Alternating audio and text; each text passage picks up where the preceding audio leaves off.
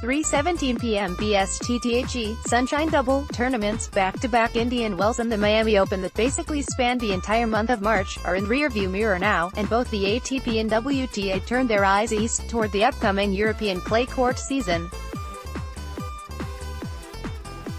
Here are 6 takeaways from a March that was sometimes windy, cold and wet, and always unpredictable. Djokovic is no. 1. But Federer is the gold standard. Novak Djokovic emerged from his post-Australian Open break seemingly ready to resume his domination of the ATP Tour. He had previously completed a Sunshine Double hat-trick, winning both Indian Wells and Miami from 2014 to 16, and swept the 3 most recent Grand Slam events.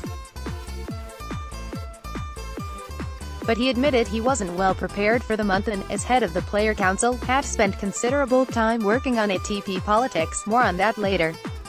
Djokovic stumbled out of Indian Wells in the 3rd round, he had a first-round bye, and was stunned in Miami in the 4th round by Roberto Bautista Agut. When Djokovic met with the press following the latter defeat, he denied that the extra tournament demands on his time were to blame, but by the end of the news conference he admitted, "I had way too many things off the court. I guess that affected me a little bit on the court." Roger Federer rolled to an 11-1 record in March, reaching the finals at Indian Wells and winning the title at the Miami Open. AP photo, Lynn Sladky. Meanwhile, Roger Federer rolled into Indian Wells with a 0 for ranking and set to work. He had an excellent tournament but took a loss in the final to number 7 seed Dominic Thiem. The loss motivated Federer to play brilliantly in Miami, where he had to outfox 2 rapidly rising young stars, Daniil Medvedev and Denis Shapovalov, and survive 2 of the most fearsome servers in the game, Kevin Anderson and, in the final, John Isner. Thus, Federer became the year's first 2-time winner on either the ATP or WTA tours after 32 combined tournaments in 2019. "I guess it's kind of fitting," Isner said. "He's one of our current greats and, of course, all-time greats." Serena Williams' future is unclear. The Williams sisters still officially reside in Palm Beach Gardens, Florida. The Miami tournament has always been their home court. Both have won it, with Serena collecting 8 trophies. Not this year, though, and you have to wonder what the future will bring. At age 37, Roger Federer is showing no signs of slowing down after cruising to the Miami Open Championship, the 101st title of his career. Novak Djokovic looked nearly unstoppable between Wimbledon and the Australian Open but bowed out before the quarter-finals of both Indian Wells and Miami. From her career-changing title in the California desert to a storybook comeback win in Miami, it has been a whirlwind week of celebrity for the next big thing in tennis. Serena trailed No. 20 seed Garbine Muguruza by a set and 1-0 when she retired from their 3rd-round Indian Wells match with an unspecified viral illness.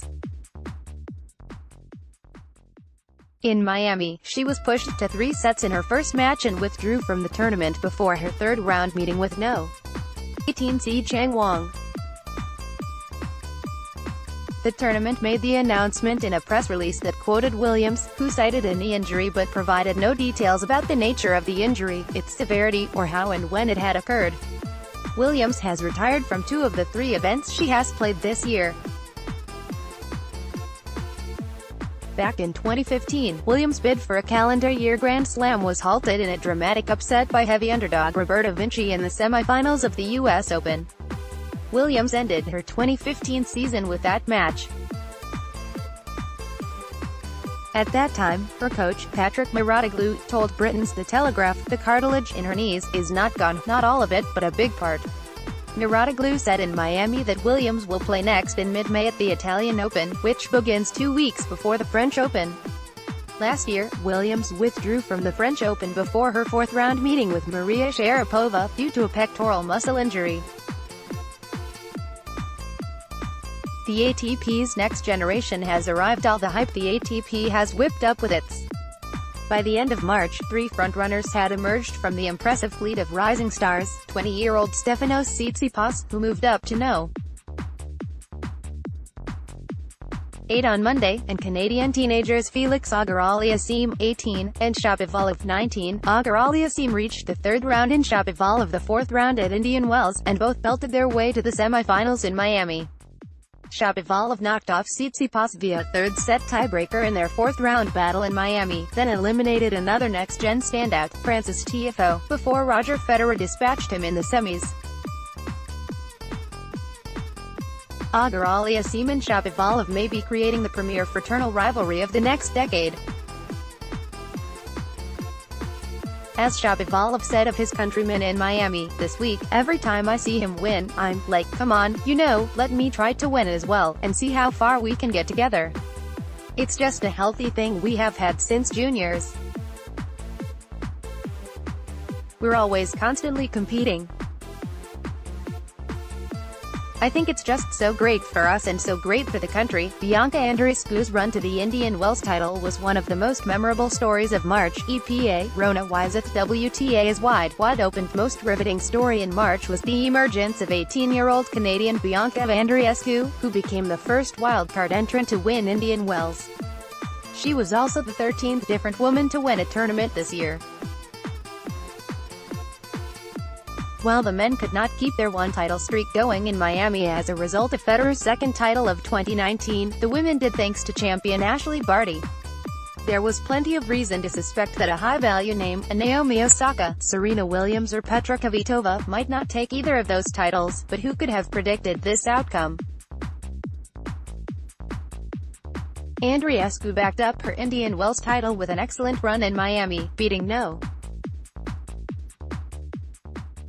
8 seed Angelique Kerber for the second time in just over a week before retiring down a set in her fourth-round match due to a shoulder injury.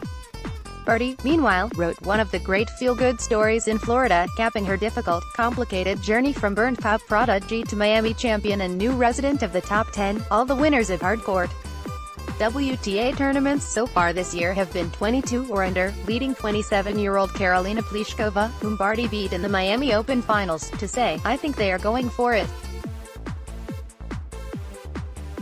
They don't have the pressure which maybe the other players have." The ATP is in the throes of a potential rebellion. Chris Kermode, president of the ATP, had an even worse week than Djokovic at Indian Wells. He learned that the organization he has headed so successfully would not grant him a third three-year term, despite the gains the ATP has made in various areas, including increased prize money. This was essentially a palace coup engineered by player representatives on the ATP board of directors, with help from the ATP Player Council and its president, Djokovic. This is a populist rebellion, with the rank-and-file wanting a greater share of tournament revenues and bigger paychecks for lower-ranked players. Those players were convinced that Kermode, who casts the tie-breaking vote on the ATP board, favored the interests of the tournaments over those of the players. To complicate things, Federer, Rafael Nadal, Stan Wawrinka and others have been outspoken supporters of Kermode. Given that the ATP Tour is actually a partnership between the players and tournaments, this could get ugly. The U.S. women are in need of a reset. It seems like ages ago now, but in 2017, all 4 U.S. Open women's semi-finalists were homegrown, eventual champions Sloane Stephens, as well as Madison Keys, Venus Williams and Coco Vandeweghe. It's been almost all downhill since then, though Stephens did win Miami and play in the French Open final in 2018. Ranked No. 1 not long ago, Stephens is down to No. 8. Meanwhile, Serena Williams is out of the top 10, at number 11, and 38-year-old Venus Williams is ranked No. 48. Keys is spinning her wheels at number 18 and Vandeweghe is 8-14 over the past year. Vandeweghe clocks in at No. 115 and has yet to swing a racket this year due to a foot injury.